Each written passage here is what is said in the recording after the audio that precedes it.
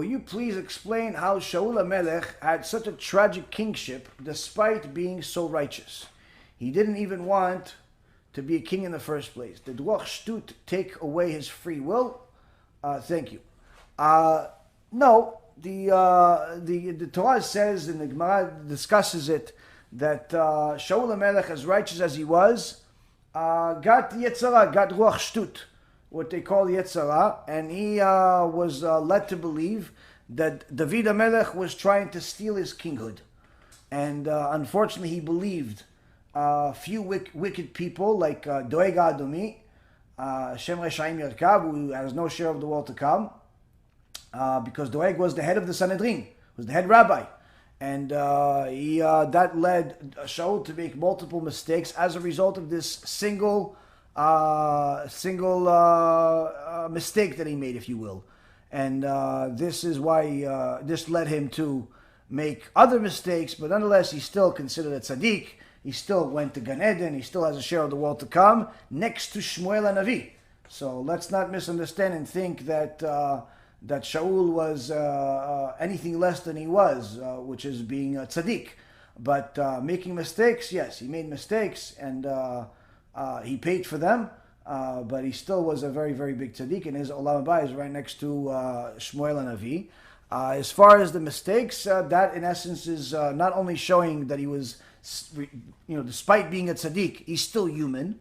Just like despite being a tzaddik, Moshe is still human. He made, in essence, in his level, he made mistakes. Avraham, in his level, made mistakes. Everybody makes mistakes. So it shows that they're still human. They're not supernatural. But aside from that, it also shows how objective our Torah is to show the good and the bad in everybody. Unlike the other religions that only personify their leaders as perfect and practically deities, or outright deities, our Torah is objective. Our Torah shows the good and the bad about the sages, the forefathers, and everybody in it. There is and tzaddik shelo yichta. There's no righteous person that won't sin.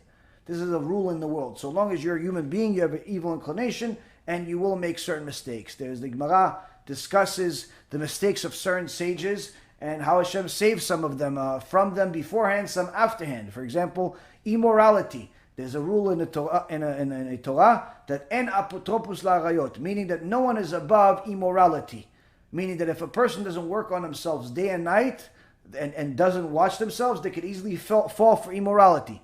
Rabbi Meir Balanes, Rabbi Akiva almost fell for immorality. Both of them, the Yetzirah transformed himself into a very beautiful woman, and they went after those women, literally running after her. Imagine this old tzaddik running after a woman. Yeah, that's what happened. And one of them swam across the river for it, and wanted to go after this woman. And last minute, their Torah protected them, and the Yetzirah transformed back into the Yetzirah that he is, into the Satan that he is, and said to them, if they didn't scream your name in Shamayim saying, Rabbi Akiva or Rabbi Meir Balanes, their Torah is very precious to me. Don't mess with them. I would murder you right now. I would kill you right now for even wanting to sin with this thing that you thought was a woman. Meaning that, but it was to show them that they're still human. Even Abaye says that when he saw these two young people didn't know each other. They went on a long path, and Abaye was an old man, was following them to see, to make sure they're not sinning. Followed them for a very, very long distance. And he saw that once they got to that city that they want, they parted ways without ever touching each other. Nothing. They were in the woods, they were this, never touching himself. Abaye started crying. He says, if I was him, I would have sinned already with this girl. Meaning that no one is above the immorality. No one is above sin altogether. Hence the reason why HaKadosh Baruch Hu put into the world tshuva, to put tshuva. So it's not such a anomaly that Shaul HaMelech made a mistake. But again, the sin itself doesn't make the person into a wicked person. It's what they do after the sin that makes them into a wicked or a righteous person. If a person sins and then does tshuva, then guess what? That person is a tzaddik. That person is a righteous person. They even get merit for that tshuva. They get rewarded for that tshuva. On the other hand, if the person makes a sin and then just says, you know what, I made one sin, I'm going to continue making sins, that's a wicked person. That's a wicked person. It's the decision of what you're going to do after you fall that is going to determine who you really are. So that's in essence the difference. When Shaul HaMelech first realized that he made a mistake with Amalek, and he should have also destroyed their cattle, their sheep. He initially tried defending himself by blaming it on something else, but when he realized that he was mistaken, he said, I'm sorry. He said, I'm sorry. Shmuel said to him, had you said I'm sorry right away, Hashem would have forgiven you. Because you tried defending it, Hashem didn't forgive you, and you lost your kinghood. What he didn't also know is that Amalek were also mechashfim, they were also wizards, and they actually transformed themselves into sheep.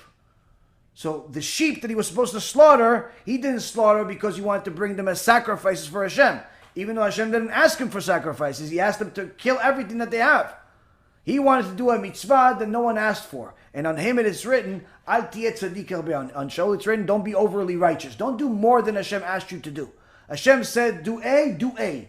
Don't do A and then say, you know what, let me just do B, C, and D. No one asked you to do B, C, and D. And this is not to be confused with Chassidut. Chassidut is not doing B, C, and D. Chassidut is doing A better than you're even supposed to. You're still with A, but it's even better than what A is supposed to be. But the point is, with Shaul HaMelech, he made a mistake by adding something that he wasn't supposed to add. And then when he was rebuked for it, instead of immediately saying, I'm sorry, he made the same mistake as Adam HaRishon, who didn't say, I'm sorry right away, and therefore neither one of them were forgiven. Were forgiven right away, only after the fact. They said, I'm sorry, but they still had to get some type of punishment. Had he said, I'm sorry right away, then Hashem would have forgiven him. And to also prove that Shaul HaMelech was a very righteous person, is the Gemara says that if Shaul HaMelech and David HaMelech's roles were different, the opposite of each other, meaning that if David HaMelech would have been the first king, and Shaul HaMelech would have been the younger one, Hashem would have allowed Shaul to kill David.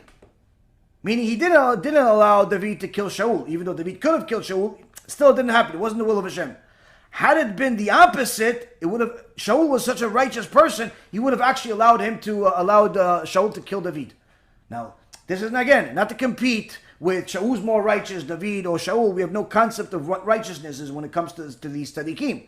But the point being is that Shaul, as righteous as he was fallible, just like all of mankind are. But that's the reason why we rely on a Kadosh Baruch Hu's miraculous creation of allowing us to do tshuva.